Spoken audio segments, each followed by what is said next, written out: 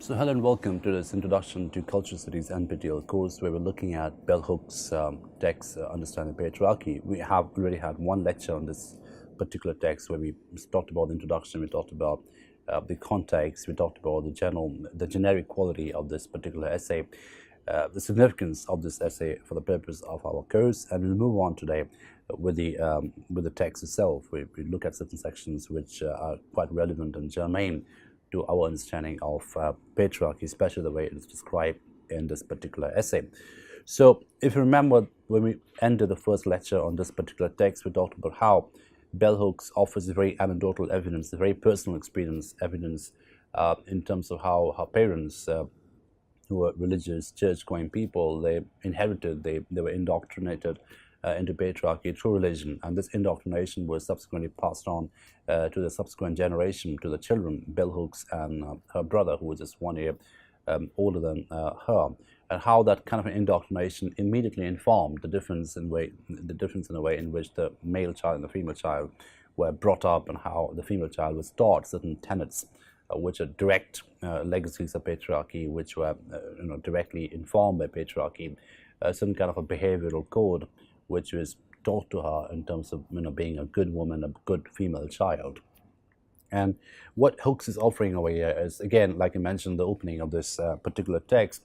It's very interesting. There's very clinical collusion between the discursive and experiential.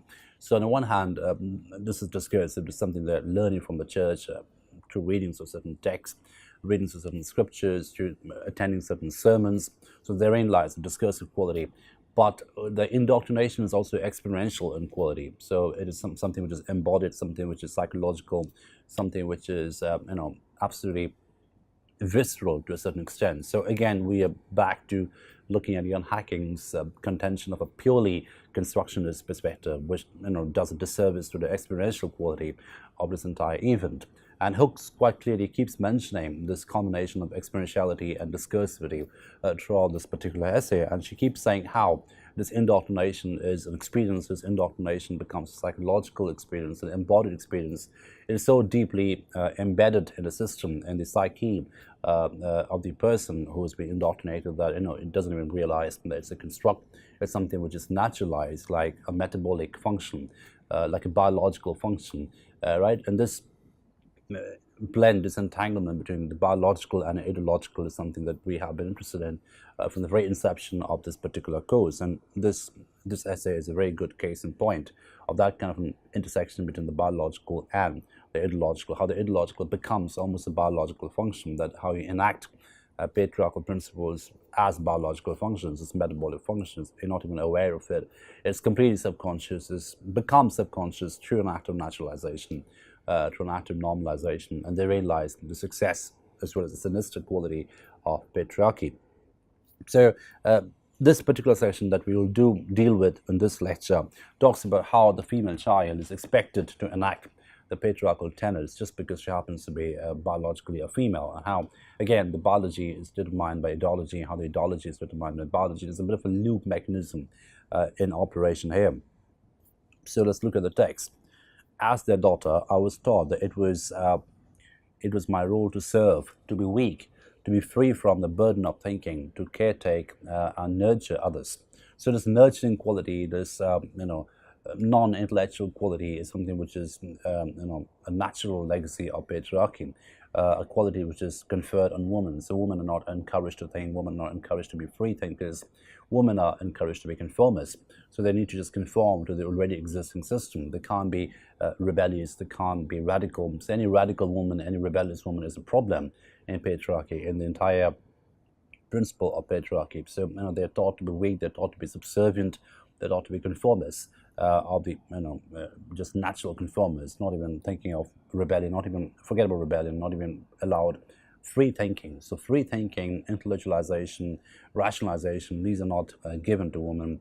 They are free from the burden of thinking. So again, we look at the very sinister kind of quality of patriarchy, where it makes a virtue out of weakness. It makes a virtue out of certain kind of meek obedience, complete conformity. So if you're conforming, you are being a virtuous woman. And therein lies the success of patriarchy. It converts a rule into a virtue. It converts a construct into a virtue, into a virtue with an affective quality, a virtue with an affective quotient. So if you are a virtuous woman, you get an affective elevation, not just in the eyes of other people, but also in the eyes of yourself, because you're so indoctrinated into this belly of patriarchy that you think that you are being elevated, you're becoming a superior person by being a conformist. Right? So therein lies the success of patriarchy as a strategy of subordination. So my brother was taught that it was his role to be served, to provide, to be strong, to think, to strategize and plan, and to refuse to caretake or nurture others. So you can think of the very clear binary the Hooks is offering over here in terms of a real experience. So she says quite clearly that my brother was taught to plan, to rationalize, to think, to be a go-getter, to be proactive, whereas I was taught to be a nurturer. I was taught to be a caregiver, a caretaker, a conformist, not someone who is encouraged to think, who is encouraged to do free thinking. That's something which is not given to me. I was taught that it was not proper for a female to be violent. It was unnatural. So, violence was the domain of the male. Violence was a purview of the male. So, for a female to be violent, that would be very, very unnatural. That would be hysterical. That would be mad. Right? So, violence is the men or males seem to have ownership on violence in a way the females don't. So, females are just subservient conformists, and that's what they're expected to be in the first place. My brother was taught that his value would be determined by his will to do violence, albeit in appropriate settings. He was taught that for a boy, enjoying violence was a good thing, albeit in appropriate settings. He was taught that a boy should not express feelings. I was taught that girls could and should express feelings, or at least some of them. When I responded with rage at being denied a toy, I was taught as a girl in a patriarchal household that rage was not an appropriate feeling, appropriate feminine feeling, and that it should not only be expressed but be eradicated. When my brother responded with rage at being denied a toy, he was taught that a boy in a patriarchal household that his ability to express rage was good, but that he had to learn the best setting to unleash its hostility. It was not good for him to use his rage to oppose the wishes of his parents, but later, when he grew up, he was taught that rage was permitted and that allowing rage to provoke him to violence, would help him protect home and nation. So, as you can see, what Hooks is very clearly setting out to describe is how men and women both suffer from patriarchy. So the boy, the brother of Bell Hooks away, the male child, is also indoctrinated into these patriarchal principles, which teach him that rage is a good thing, rage is a virtue when it comes to men, to male children. So rage and violence, these are good things in an appropriate setting, not inside a domestic setting, but in a public setting where you want to assert your authority, where you want to assert your sort of agency. So the sure short way, the quickest way to do it as a male is to express rage, is to enact violence, and that will get your work done. Whereas for a woman, it's just the opposite. A woman is supposed to be meek, to be obedient, to be conformist, etc. And I know what Hooks is quite clearly suggesting over here is how both men and women, how both the male child as well as the female child are sufferers of this patriarchal principle. They are both indoctrinated, and hence they become sufferers, they become victims, of patients of this kind of patriarchal pathology. Right. So again, the pathological quality of patriarchy is something which is constantly highlighted in this particular text. We lived in farm country, isolated from other people. Our sense of gender roles was learned from our parents, from the ways we saw them behave. So, the home, the family becomes the first ISA. The family becomes the first ideological state apparatus, because that's the virtue system that you're born into.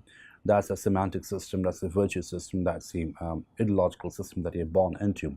So if that becomes patriarchal, if that is patriarchal, which is more often than not the case, then obviously you are indoctrinated into patriarchy from the very inception of your life, in the very family, the very drawing room, the very bedroom in which you inhabit as a child, as an infant. That becomes patriarchal space, and you're indoctrinated into that particular space, and you consume the space as you grow up. So your sense of gender roles was learned from our parents, from the ways we saw them behave. My brother and I remember our confusion about gender.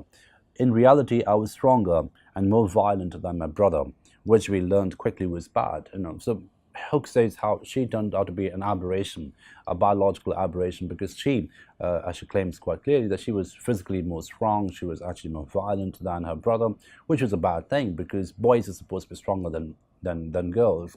Boys are supposed to be more angry than girls, and that's a natural thing, or rather a naturalized thing, right? And that's the whole point of patriarchy, that it naturalizes these differences, which are obviously constructed in quality. And in the process of naturalization, what also happens is the process of visualization. You completely visualize it. So if you remember Fanos' experience of epidermalization, where the entire idea of ideology, the entire idea of race differences, racial differences is epidermized. It becomes skin color. It is part of your skin. It's part of your body. It's part of your metabolic biological system. So something similar is happening over here as well. So the female child, who actually in reality is stronger than a male child and is angrier than a male child in most occasions, is quickly taught to calm down, quickly taught that she ought not be stronger, she ought not be angrier than her brother, because that's a bad thing to be as a girl child. Okay, and he was a gentle, peaceful boy, which we learned was really bad. So for a male child to be gentle, peaceful, that would be very bad and problematic, because then a male child will be quickly labeled as effeminate. And that becomes a problem, because that doesn't fit into the hegemony discourse of masculinity, which is violent and aggressive and assertive and muscular and all of that.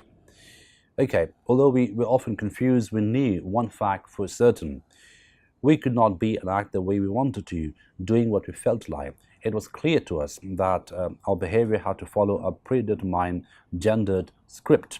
So the word script is very important over here, and that obviously lends a textual quality to patriarchy. It is a script. It's written in some forms. It's written in religious books. It's written in moral science books. But at the same time, it's a script which is not necessarily written all the time. It's a script which is out there, in the real world, which we consume all the time, without even being aware of it. So this script quality of patriarchy is something that Hooke is highlighting, but also, and equally importantly, the script is consumed to the extent of being an experience. So the experientiality of the script is something that Hooke is very, very attentive to. So again, we're looking at a blend between textuality and experientiality, and how each inform the other through loop-like phenomenon, which is one of the characteristic features of all grand narratives. Okay, so they quickly figured out in a very early age that they had to follow a certain pre-written, predetermined script. They did not have agency to act and behave the way they wanted to be or wanted to behave, but they had to conform to a certain script which is pre-written for them from a very early stage. So we both learned that the word patriarchy in our adult life, when we learned that the script that had determined what we should be, the identities we should make was based on patriarchal values and beliefs about gender.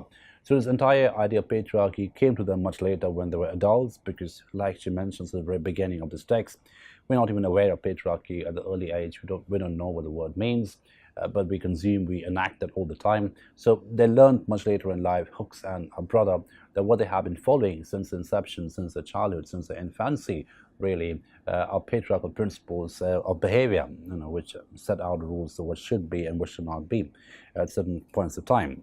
Gender roles are determined by patriarchal principles. I was always more interested in challenging patriarchy than my brother was, because it was a system that was always leaving me out of things that I wanted to be a part of. And this is a very crucial sentence. And again, look at the beauty of this essay. What Hooke is essentially saying is the agentic quality about patriarchy. Patriarchy brings an agency. Patriarchy confers agency to the male, and at the same time, by the same token, it leaves out agency. It subtracts agency. It denies agency to the female. And they realize the difference that patriarchy follows and systematizes. And she says, I was more concerned to critique patriarchy because I was on the receiving end of patriarchy. I was the victim of patriarchy. I was losing out on things that I wanted to do, wanted to be, I wanted to assert, wanted to appropriate. And I wasn't allowed to appropriate those things simply because I was biologically a female. And this denial of appropriation, this refusal, this rejection is something which triggers in her the ability, triggers in her the tendency to question patriarchy, to question the quality of patriarchy in her life. Okay, so it was a system that was always leaving me out of things that I wanted to be a part of. In our family, life of the 50s, marbles were a boys' game. And I'll give you a very specific example of how a particular game is patriarchally determined to be a boys' game, to be a male game.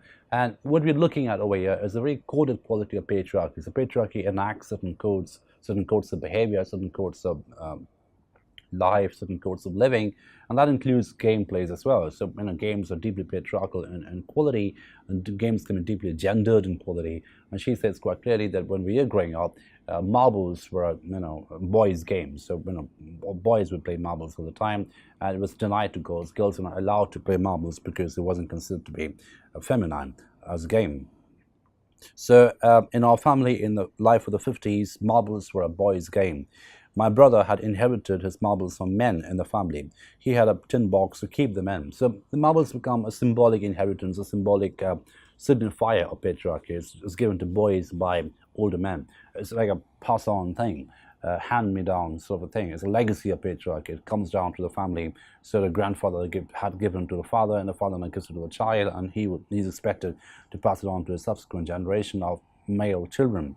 So the marbles become a signifier, where it's very interesting to read that particular signifier that way in its symbolic significance. Okay, so he had a box of marbles, he had a tin of marbles, which was given to him, which he inherited as a male, just by being a male from his father. So he had a tin box to keep them in, all sizes and shapes, marvelously colored. They were, to my eye, the most beautiful objects. So obviously that's something which appeals to her as a girl child, but she wasn't allowed to play with those marbles because marbles are traditionally and patriarchally, and they're coded to be a male sport, to be a male game. It's not something that women ought to play. It's not something that girls ought to play with. They're encouraged to play with toys. They're encouraged to play with dolls and all kinds of other domestic things which are feminized. So if men play with those domestic things, they are considered to be effeminate, and that's a problem. Conversely, if girl children play with things such as marble, they fly kites, and do different kinds of outdoor activities, that's equally a problem because they're supposed to stay indoors and play indoor games, right? So even games, something so innocuous, seemingly innocuous as games, we can see how discursive they are in terms of their codes, in terms of the quality. Okay, so marbles were a coveted object to bell hooks as a female child, but she wasn't allowed to play with the marbles. We played together with them, but often with me aggressively clinging to the marble I liked best, refusing to share. So aggressively she would cling to the marble she liked best. The marbles were a very coveted object to her, and she realized that she's not allowed to play marbles, and that rejection, that refusal, triggered in her all the more intention, all the more desire to appropriate the marbles, to cling on to the marbles. When Dad was at work, our day-at-home mom was quite content to see us playing marbles together. And notice the way how Dad is capitalized. D in the Dad is capitalized, and our mom in this particular sentence isn't capitalized. So Dad is a great father, a grand patriarch. Dad is the upholder, the protector of the grand narrative. He's at work. He's the one who's earning. He's the one who's sustaining the family. He's the one who is consolidating the family, who's essentially running the family, sustaining the family. Whereas the stay-at-home mom is an insignificant person who just stays at home and does little chores in order to feed the children, etc. Whereas the dad goes out in the world, rescues civilizations, and does real cultural activities. Yet dad, looking at a play from a patriarchal perspective, was disturbed by what he saw. So he didn't quite like what he saw. I mean, he saw that this particular game, which is traditionally a male sport, is being played by his daughter, and that's something he resented, something he found deeply problematic at many levels. His daughter, aggressive and competitive, was a better player than his son. His son was passive. The boy did not really seem to care who won and was willing to give away marbles on demand. Dad decided that a display had to end, and both my brother and I needed to learn a lesson about appropriate gender roles. So Dad over here, this grand patriarch, observes what he sees, and it unsettles him, it disturbs him, he doesn't like it. He sees that this particular game has a female child who's more aggressive, who's better, who's more competitive and more competent than the male child who couldn't care less, who was more of a passive player, and he really didn't want the marbles the way that the female child did. And that disturbed the dad, that disturbed the granddaddy, the great daddy, the big daddy. He decided to teach them a lesson. He decided this particular game has to come to an end. Okay, so what follows is a very traumatic experience, a very traumatic description of something which happened to bell hooks as a child, and it's deeply, deeply disturbing. So even when I read it, I get very disturbed, but it's a very good example of this visceral trauma that a female child can receive, a female child can suffer for not conforming to patriarchy, how the big daddy can come and punish the female child for not being a conformist, for not really living up to the patriarchal principles. So this description is a deeply disturbing description. It disturbs me to even read it, but it's a very, very moving example of trauma as a child, the trauma that you suffer as a child when you don't conform to the patriarchal principles of work and play. So one evening, my brother was given permission by dad to bring out the tin of marbles. I announced my desire to play and was told by my brother that girls do not play with marbles. So the brother has been indoctrinated by the time, and he tells her quite clearly and quite unequivocally the learned lesson that he has acquired, that girls do not play with marbles. And that was a boy's game. This made no sense to my 4 or 5-year-old mind, and I insisted on my right to play by picking up marbles and shooting them. Dad intervened to tell me to stop. I did not listen. His voice grew louder and louder. Then suddenly, he snatched me up, broke a board from my screen door, and began to beat me with it, telling me, "You're just a little girl. When I tell you to do something, I mean for you to do it." So if you look at the rhetoric over here, this is the monstrosity of patriarchy at work, the patriarchal monster at work, beating a girl child for not obeying the rules and doctrines and the norms of patriarchy, and viscerally beating, physically abusing. So this becomes an example of abuse, child abuse, beating the child for not following the orders of the grandparent, the grand patriarchal parent. The big daddy is beating the child, is beating the girl for not being a good girl. That's the symbolic significance of this particular scene, this description, and you can understand the traumatic quality of it for the girl child at that particular stage. He beat me and he beat me, wanting me to acknowledge that I understood what I had done. His rage, his violence captured everyone's attention. My family sat spellbound and wrapped before the pornography of patriarchal violence. That's a very fit description, the pornography of patriarchal violence. This is a pornography, this is abuse, this is violence, this is deeply, deeply disturbing at many levels, psychological, visceral, discursive at all levels. I mean, discursive becomes unimportant over here. This is psychological and visceral. After this beating, I was banished, forced to stay alone in the dark. Mama came to my bedroom to soothe the pain, telling me in a soft southern voice, "I tried to warn you. You need to accept that you're just a little girl and girls can't do what boys do." In service to patriarchy, her task was to reinforce that dad had done the right thing by putting me in my place, by restoring the natural social order. So the mother becomes complicit to the act. She doesn't intervene, she doesn't resist, she doesn't come in. She allows the act to happen because she thinks it's good for the child.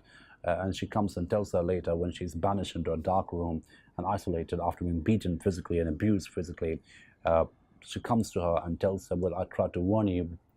You can't do things which boys do because you're a girl." And this entire idea of mapping out the privileges, mapping out the permissions become very important at this stage. So what this particular scene does, and I'll stop at this point, what this particular scene does, it talks about very clearly when patriarchal principles are not adhered to, are not conformed to, we can understand, we can deeply, what gets revealed very quickly is the monstrosity of patriarchy, which takes away all the seemingly benevolent quality.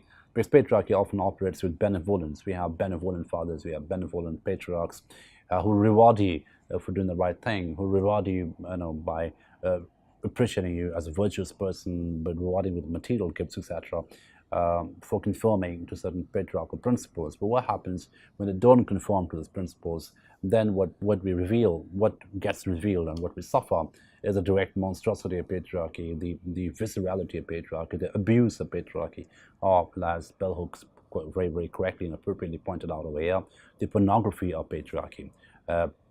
That gets revealed, that gets experienced at a very visceral level, and this description is a very moving description of the same. So we'll stop at this point today and move on with this text in the subsequent lectures. Thank you for your attention.